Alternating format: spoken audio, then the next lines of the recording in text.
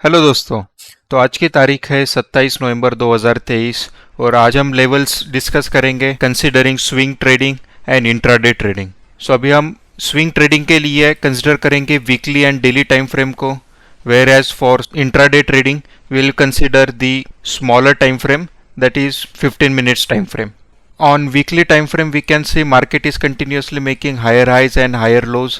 It is still in the bullish trend.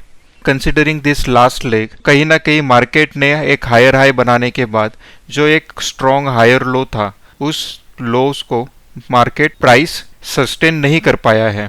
So based on that अपना view यहाँ पे bearish हो जाता है। तो अपने लिए एक रेंज बन गई है, दैट इज 20,250 टू 18,800।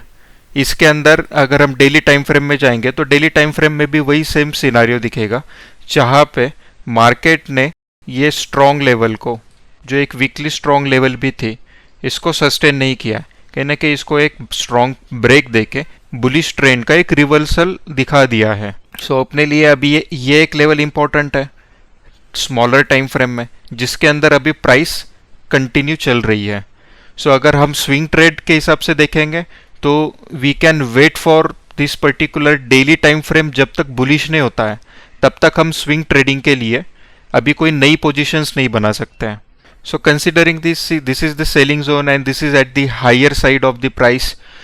और एक मार्केट का एक बेसिक स्ट्रक्चर भी होता है जिसको हम कंसिडर करेंगे कि अगर नई पोजीशंस बनानी भी है तो we should make the new positions at the bottom of the price. तो buy low sell high. So अगर हम अभी देखेंगे तो प्राइस ऑलरेडी हाईएस्ट साइड पे चल रही है, कहीं ना कहीं प्रॉफिट बुकिंग भी आ सकती है, कहीं ना कहीं एसएल हंटिंग भी बहुत ज़्यादा हो सकती है। सो उसको कंसिडर करते हुए बाइंग के लिए अभी स्विंग पोजीशंस बनाने के हिसाब से मार्केट की प्राइस सही नहीं दिख रही है। उसके बाद अगर इंट्राडे लेवल के हिसाब से चेक करेंगे तो इंट्राडे लेवल में भी सेम रेंज काम करती है, लेकिन रेंज थोड़ी सी और छोटी करनी पड़ेगी। उस केस में अगर हम 15 मिनट्स टाइम फ्रेम में जाएंगे, before going to the 15 minutes time frame, अगर हम इस रेंज में डेली टाइम फ्रेम के अंदर ये पर्टिकुलर लेग को कंसिडर करते हैं, so this leg would be called as a pull back leg. इसको हमने पुल बैक क्यों कहा? क्योंकि अभी अगर हम देखेंगे तो ये स्ट्रॉन्ग लेवल थी, कहीं ना कहीं इस लेवल को प्राइस ने ब्रेक डाउन किया है। सो कंसिडरिंग दिस, ये ब्रेक कहाँ से आया? इस पर्टिकुलर रेंज से आया।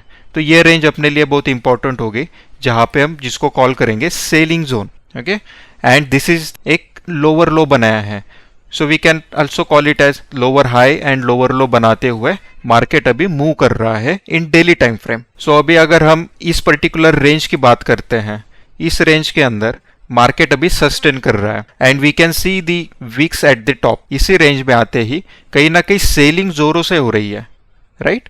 कहीं ना कहीं यहाँ पे बाइंग ऑर्डर्स रहेंगे, जो बाइंग एसएल्स रहेंगे, ये भी कहीं ना कहीं हिट हुए हैं, because of which we can see the strong selling. इसका कंफर्मेशन अपने को लेना पड़ेगा by going down into the 15 minutes time frame, that is smaller time frame. So generally मैं अवॉइड करता हूँ कि ये जो पर्टिकुलर लेवल है, अगर लेट से ऐसे डबल टॉप जैसा कुछ पैटर्न तैयार हो जाता है तो उस केस में अगर यहाँ से सेलिंग आई है, कंटिन्यूस दोनों जगह से सेलिंग आई है, व्हाट डज इट मीन? इसका मीनिंग है कि इनके एसएल्स कहीं ना कहीं इसके ऊपर है, इन्होंने यहाँ पे इनके एसएल्स होल्ड करके रखे हुए हैं। तो मार्केट क्या करेगा? प्राइस ऑटोमेटिकली इस पर्टिकुलर लेवल्स के आसपास, इस पर्टिकुलर लेवल के आसपास अट्रैक्ट होती है in order to proceed further with this strong movement. तो अभी अपने लिए पुल बैक के हिसाब से जो स्ट्रॉन्ग लेवल्स है वो यह है, first one is this, second one is this, right? अगर प्राइस फिर से एक नया हाई बनाती है तो अपने लिए और एक नया लेवल बन जाएगा। एंड अगर प्राइस इस पर्टिकुलर लेवल को ब्रेक डाउन दे देती है तो ये एक अलाइनमेंट में आ जाएगा डेली टाइम फ्रेम के साथ। तो इसका मीनिंग क्या है?